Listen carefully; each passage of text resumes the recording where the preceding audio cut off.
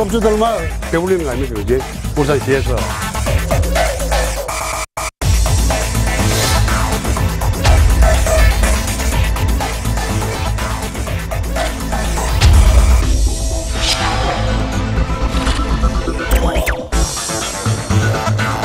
거의 투기꾼들이나 이런 사람들이 이익을 채우는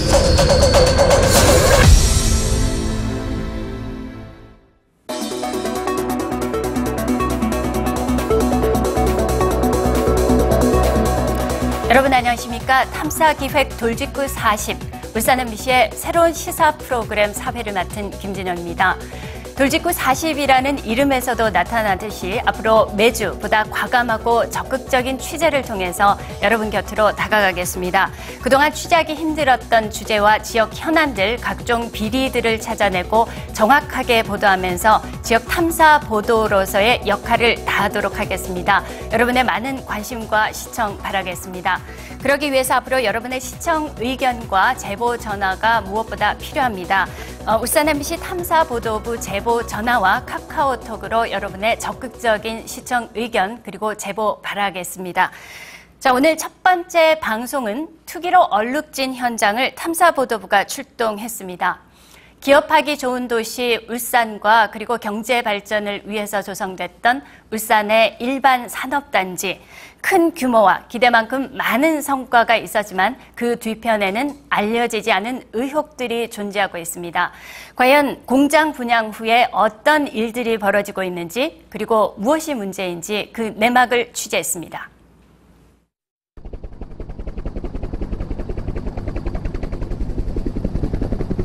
끝없이 펼쳐진 울산 일반 산업단지. 모두라와 중산, 매고, 길천 등 울산 지역 12곳에 들어선 지 10여 년. 근로자 수 8,000명. 연간 매출은 2조 3천억 원. 울산 대공원 전체 넓이의 3배가 넘는 1,000만 제곱미터 규모를 자랑하며 울산 경제의 한 축을 이끌고 있습니다.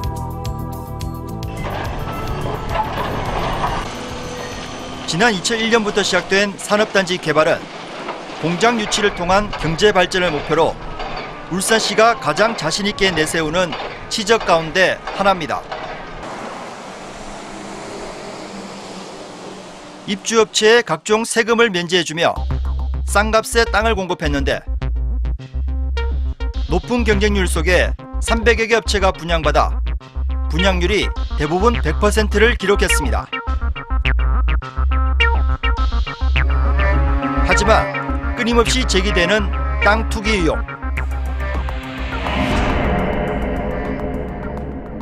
실제로 산업단지에서 편법으로 땅을 사고 파는 사례를 접했다는 한 업체 대표를 만났습니다. 파는 사람이 그렇게 이야기하더라고요. 들어가가지고 대표이사를 내 이름을 바꾸고 그 회사에 그 1년에 보통 3%에서 5%에서 옮긴답니다. 주식을요? 예. 세금도 하나도 안 물고 역전되지 않습니까? 예. 두 번째는 통째로 팔고 시에서 그 세금이 우리가 혜택 받는 게 한 6억 대거든요. 예. 분양할 때 받는 6억 그걸 시에 반납하고 예. 그렇게 하더라고요. 울산시 의회 행정사무감사에서도 이러한 산업단지 불법 거래 의혹이 제기됐습니다.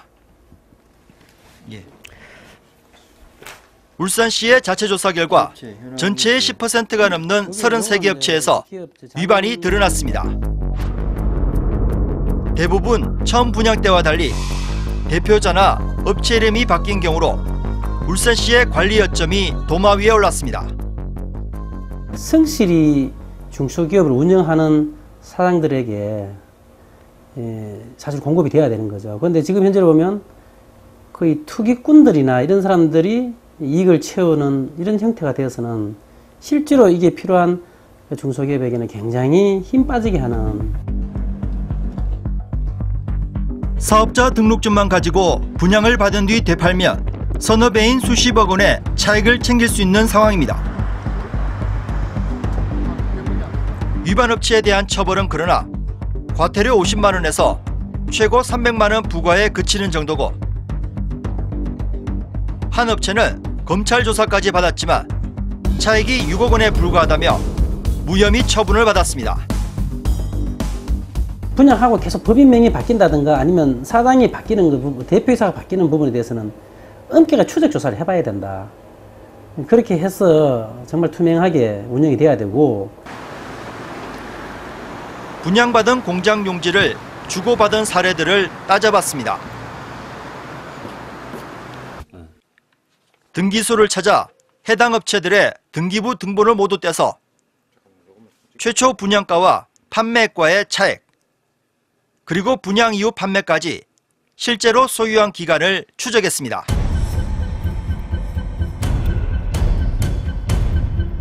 업체당 평균 분양받은 금액은 15억 9천만 원, 판매액은 55억 6천만 원으로 차액이 39억 7천만 원에 이릅니다.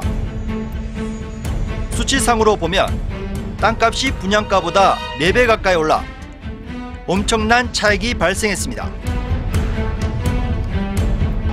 더구나 분양받은 업체들이 땅을 소유한 기간은 평균 2년 3개월에 불과했습니다. 분양을 받아 실제 공장을 짓기까지 최소 3년에서 4년이 걸리는 점을 감안하면 공장도 짓지 않은 상태에서 땅을 되팔았을 가능성에 대해 관할 당국이 제대로 감독을 해왔는지 궁금합니다. 이마저도 부동산 거래 실거래가 신고제가 2007년부터 시행되면서 단 4곳만 확인이 가능할 뿐, 대부분은 그 이전에 주고받아 차액이 얼마인지조차 확인할 길이 없습니다.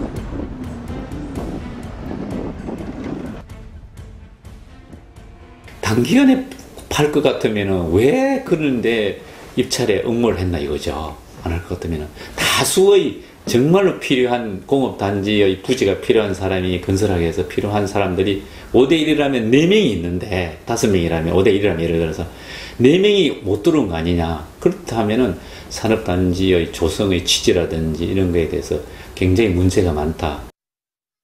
그렇다면 관할 당국은 무엇을 하고 있을까요? 업체들이 땅을 사고 팔면서 양도 차익에 대한 소득세 등 세금을 탈루하지 않았는지 확인해봤습니다. 하지만 관할 세무서는 개인정보 보호를 이유로 조회를 거부했습니다. 그 뭐 의혹이 있다 해가지고 우리가 임의대로 가지고 뭐 이렇게 조사를 하고 그래 하지는 못하거든요. 세금 추징에 대한 의지가 없는 건 아닙니까? 그 말씀은 저희들이 얼마든지 받아들이는데, 제가 누가 세금을 얼마 내고 이 사람이 인적사항이 어떻고 하는 거는 개인정보보호법에서 지금 엄격히 규제를 하거든요. 울산시를 찾아 직접 답변을 들어봤습니다.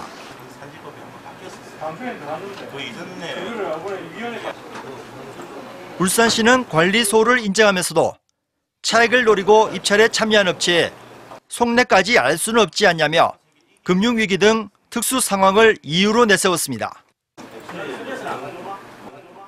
금융위기라는 또 이제 큰 변수가 있었던 관계로 아마 그때 2008년도, 2009년도 사이에 이제 다소의 양도 양수가 이제 이루어진 것 같습니다.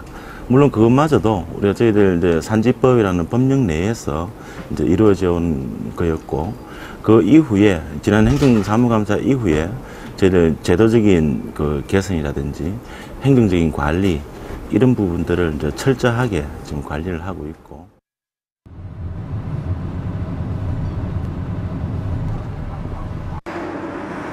한편 공단 조성으로 억울함을 호소하는 사람들이 있습니다. 울산시 북구 연암동의 한 조그마한 화물 차고지. 김종달 씨는 이곳에서 인근 공장에서 나오는 화물을 받아 전국에 차로 실어 보내는 일을 하고 있습니다. 김 씨는 처음부터 이런 일을 하려고 했던 건 아니라고 합니다. 지난 2005년 현재 차고지를 포함한 840여 제곱미터의 땅을 산 뒤 화물 창고를 지으려 했지만 5년 만에 토지가 울산시에 수용된 것. 울산시가 추진하는 모듈화 산업단지 부지에 편입돼 버린 것입니다. 처음에 여기 사가 들어올 때는 물류센터, 물류창고를 지으려고 매립을 했거든. 땅을 사가 들어왔는데 이제 와서 그래 한 1년 후에다가 모듈화 산업단지 재편입을 한다 얘기라. 처음부터 편입을 한다 해서 우리 안 샀지요, 그지? 그래 1년 후에 편입을 한다 거의 답답해 죽지 우리는. 원래 땅의 70%가량이 줄어들면서 건물 허가도 못 받고 컨테이너에서 겨우 영업을 하고 있습니다. 김 씨 부부는 2005년 땅을 살 당시 울산시에 몇 번이나 물어보고 확인했는데 산업단지를 세울 계획이 없고 자연 녹지나 일반 부지로 전환된다고 말했다는 겁니다. 우리가 그 구입할 당시에 2005년도입니다. 시청에 가서 물어봤어요. 이게 땅이 지금 현재 토지 이용 계획상은 이렇게 그어져 있는데 모듈라로 이래 되어 있는데 어떻게 됐느냐 물으니까네. 그래 여기는 이제 철도가 옆으로 조성이 되니까 철도 부지가 지나가고 나면 이 부지가 공장 부지가 너무 작아요. 작으니까 공장 부지 할 자리가 안 된다. 김 씨 부부 같이 울산시의 산업단지 부지에 토지가 수용된 다른 지주들도 불만이 많습니다.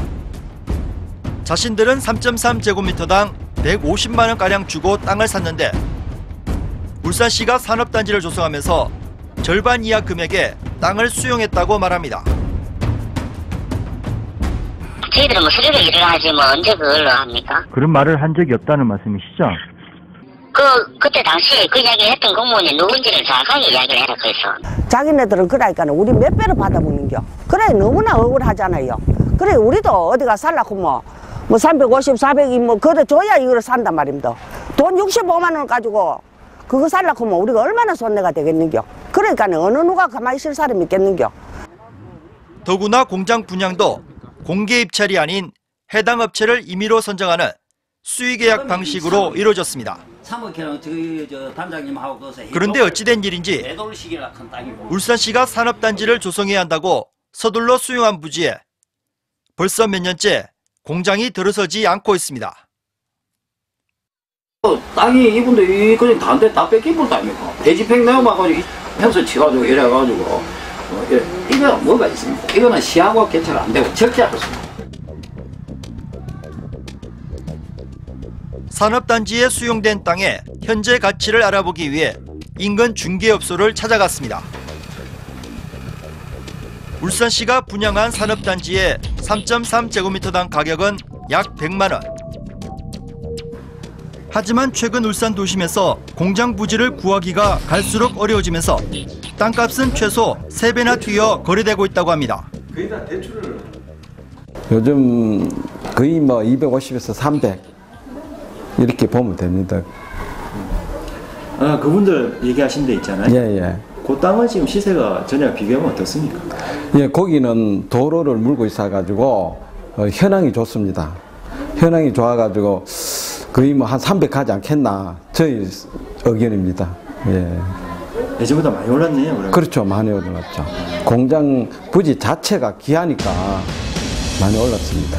예.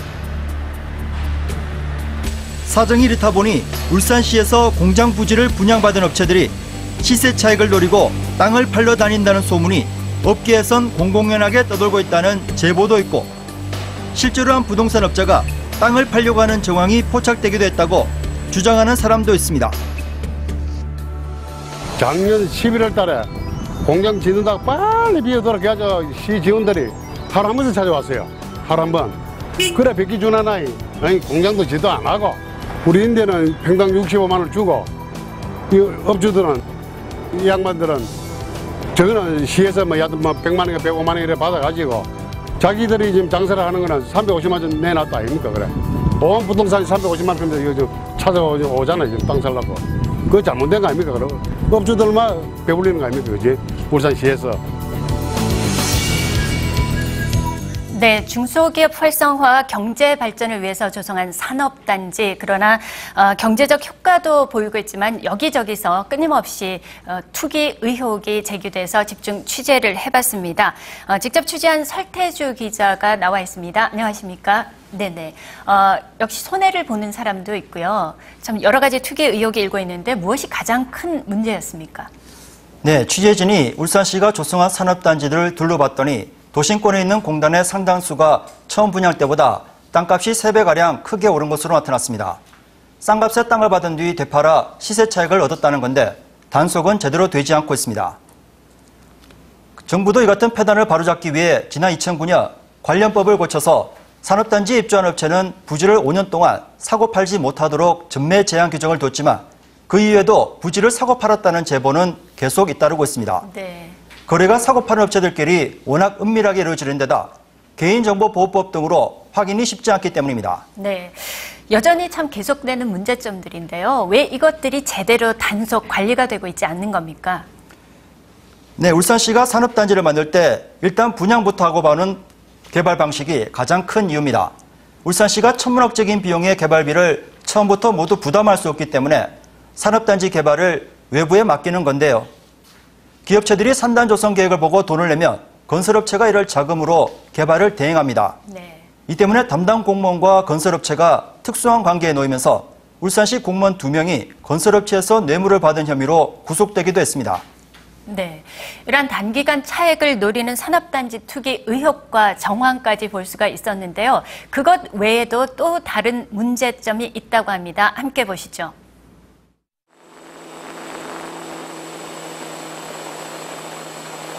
지난 2009년 현대자동차 인근에 조성된 북부 모듈화 산업단지입니다.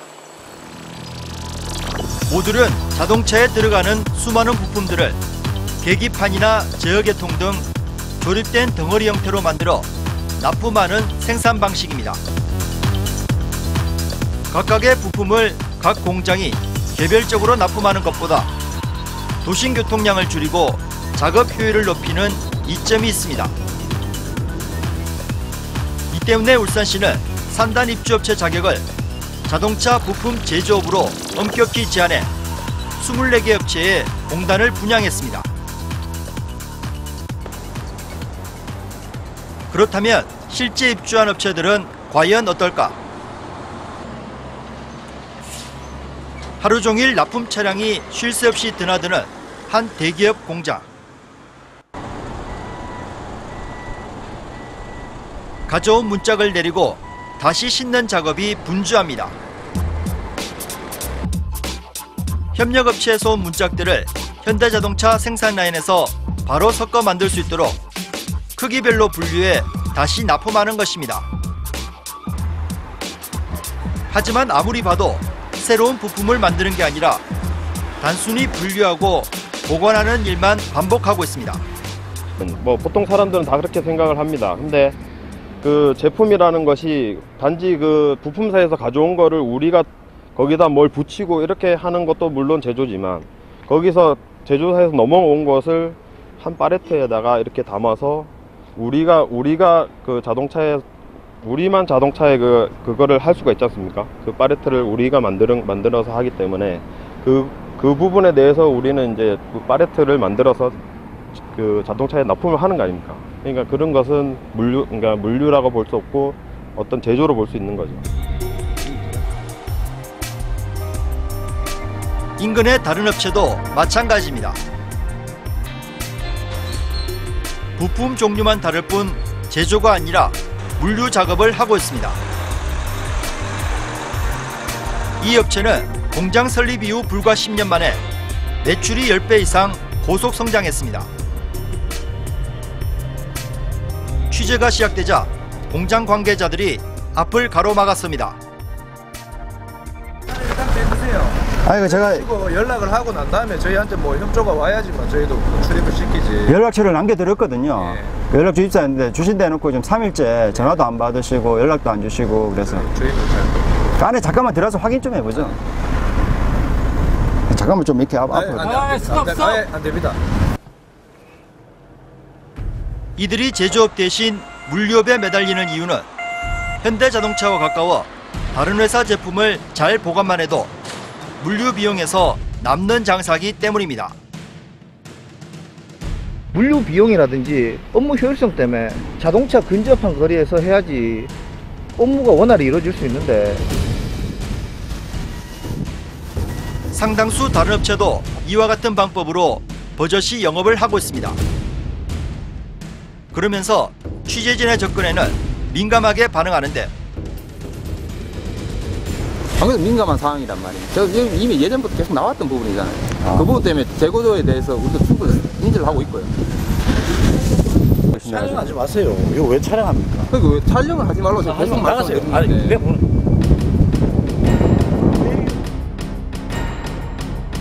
현대글로비스는 취재 이후 2달 동안에 걸쳐 공장 한 절반가량을 제조시설로 다시 개조했습니다. 그 이유를 알아보기 위해 공문을 보내 인터뷰를 요청했지만 공식 답변을 거부했습니다. 그 물류업 인정도 안 되고 제조시설 갖다 놓은 그 이유도 안 되고 내부 공개도 안 된다는 말씀이시죠? 그 현재로서는 저희가 우선 투자지원단 쪽하고 계속 커뮤니케이션을 하고 있으니까요. 그 이후에 저희가 공식적으로 드릴 말씀이 있으면 그때 이제 드릴 수 있을 것 같습니다. 자동차 부품 제조업만 입주할 수 있는 모듈화 산업단지 잔여 부지에는 2개 업체가 분양받았습니다. 잠시 후 우회전하세요. 분양 계약서에 나온 주소를 따라 직접 찾아갔습니다. 경로 안내를 종료합니다. 남구의 한 주택가 골목을 몇 번이나 돌았지만 회사 이름이 적힌 이정표를 찾을 수 없습니다. 전화를 걸어봤습니다.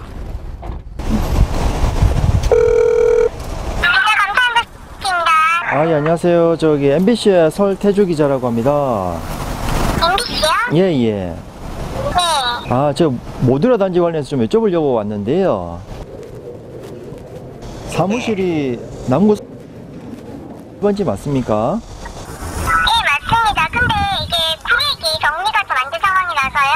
네. 주소로는 잘 검색이 안 되실 거거든요. 회사 간판도 없는 2층 사무실. 출입문은 굳게 닫혀 있습니다. 다시 아래층으로 내려가 다른 회사 직원들에게 물어봤습니다. 근데 위에 이 업체가 뭐 하는 업체예요? 도장 포장공사예요. 예? 도장 포장. 그게 뭐예요? 그러니까 그 도로 포장이랑 하는 거죠. 도장. 도색도 하고, 도색. 차선 도색 그런 것도 하고, 항토 포장도 하고, 그냥 건설업입니다, 건설업. 다음 날 다시 업체 관계자를 만나기 위해 사무실을 찾아갔습니다. 사장님 안 계세요? 안 계세요. 여전히 자리를 비운 업체 대표. 도로 포장 작업을 위해 자리에 없다는 말만 되풀이할 뿐 사무실 어디에도 자동차 부품 제작 관련 일은 찾아볼 수 없습니다. 업체 대표의 전화 통화를 시도했습니다. 그는 자신이 모함받고 있다고 반발했지만 자동차 부품과 관련된 구체적인 생산 계획은 내놓지 못했습니다. 나 이해가 안 가나요? 여쭤보잖아요. 자동차 제조, 부품 제조도 안 해보신 분이 어떻게 하실 계획이면. 아니, 기자분이 그런 질문을 하실 자격이 있습니까? 업을 갖다 뱅신 한 개만 하라는 그런 로직이 있습니까? 그럼 납품을 하실 거네요. 현대자동차나 뭐 이런 자동차. 당연히 하죠. 당연히 하니까 공약을 칠 거 아닙니까? 울주군에 있는 또 다른 업체.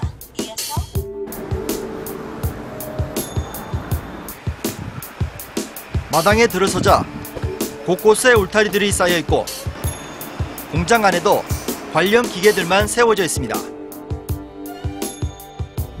해당 시설은 이처럼 울타리를 만드는 곳으로 자동차 부품 제조 시설은 어디에서도 찾아볼 수 없습니다. 사무실로 들어가 총괄관리이사라는 사람을 만났습니다.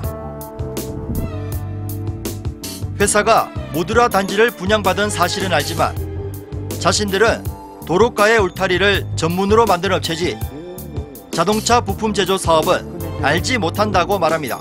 자동차 부품 제조업으로 들어갔습니다. 근데 지금 인력이나 뭐 기구 같은 건 따로 없네요. 자동차 쪽으로 해가지고. 아직까지는 그게 제가 없는 걸로 알고 있습니다. 그거는 뭐 저희 사장님 어떻게 구상을 하고 계신가는 모르겠는데 뭐 여기 인력을 가지고 들고 간다 하는 건 사실은 좀 무리가 있는 것 같고. 이사님은 그 내용을 잘 모르시네요. 그죠? 전혀 모릅니다. 국가산업단지를 관리하는 한국산업단지공단을 찾아갔습니다. 담당 책임자는 정식 인터뷰를 사용하는 대신 원칙을 설명했습니다. 제조업이라는 것은 어떤 물건이 물리적이든 화학적이든 그런 반응에 의해서 새로운 제품이라 되더라든가 새로운 제품이 된다든가 그다음에 다른 화학적 성질을 갖는 그런 경우를 제조업이라 하는데 그런 경우가 아닌 것 같으면 제조업이 아니라고 봐지죠. 국가산단에서는 이를 어기면 공장을 철거하는 등 엄격히 규제하고 있습니다. 그 계약 해지로 가는 수순을 밟게 되어 있습니다. 근데 이제 입주 계약 변경은 이제 저희가 시정 명령을 통해 가지고 6개월 이내에 그 상황을 시정을 하도록 그렇게 정리를 하고 있고요. 그 계약이 해지가 되고 나면 그 해지된 부분은 자연스럽게 이제 처분과 관련된 절차로 이행을 하도록 되어 있습니다. 업체가. 울산시도 이 같은 문제에 대해 산업통상자원부에서 공식 답변을 받았습니다. 입주 기업체가 분양 조건과 다르면 고발과 과태료 등 시정명령에 이어 계약 해지로 들어가야 합니다. 그런데 울산시는 잘못된 행정을 바로잡기보다 업체를 감싸는 데 급급한 모습을 보여줍니다. 그게 최악의 경우에는 이제 계약 해지가 돼야 되는 상황인데 그게 이제 현실적으로 가능한가라는 부분들 또 기존에 모듈라든지 외에도 이제 국가산단에도 이제 여러 그런 유사한 사례들이 닥쳤을 때 어떻게 조치가 되었는가라는 그런 케이스 스터디도 지금 저희들이 막바지 검토를 하고 있거든요. 아마 그런 부분들까지 고려가 된 상황이 돼야 된다. 울산시의 산업단지 문제는 업종 제한에 그치지 않습니다. 올해 3월 38개 업체가 분양받아 준공된 울주군 청량면 신을반 산업단지. 분양률이 100%지만 공장이 들어서지 않은 빈터가 곳곳에 눈에 띕니다. 울산시가 국유지인 경사지를 분양 면적 안에 포함시켜 업체에 떠넘겼기 때문이라고 해당 입주업체들은 주장하고 있습니다. 경사지가 국가 소유이기 때문에 공벽을 세우지 못하면서 공장 면적이 당초 계획보다 크게 줄어 공장 설립 계획에 차질이 생겼다는 주장입니다. 이제 국유지 들어오는 부분도 지금 정리가 다 돼 있는 상태입니다. 와서 확인해 보시면 아시지 않습니까? 이곳 기업체 대표들이 한자리에 모였습니다. 일단 분양만 해놓고 보자는 울산시의 사후관리소홀과 부실공사를 한 목소리로 지적했습니다. 바쁜 시일 내에 조속히 민원이 해결이 되어 생산에 전력할 수 있도록 되었으면 하는 바람이 있습니다. 공장만 덩그러니 입주시켜놓고 각종 지원시설이 없는 것도 처음 약속과 달랐습니다. 이게 사람 사는 동네니까 요즘 젊은 애들이 여기까지 안 올라옵니다. 그 젊은 애들이 뭐 일을 마치고 나면 좀 이 체육시설이라든지 이런 것도 좀 있고 이러면 좋은데 그런 건 삭막해요. 울산시는 검토하겠다는 형식적인 답뿐입니다. 여러 가지 방면으로 좀 검토해고 이런 사항을 제가 좀 들었으니까 좀 연비를 검토해서 다음에 산업단지 조성할 때는 제가 건의하고 의견을 많이 타진하도록 하겠습니다.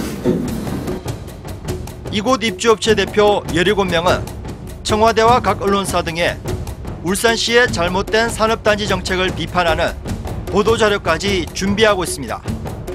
변호사한테 공문을 보여줬다.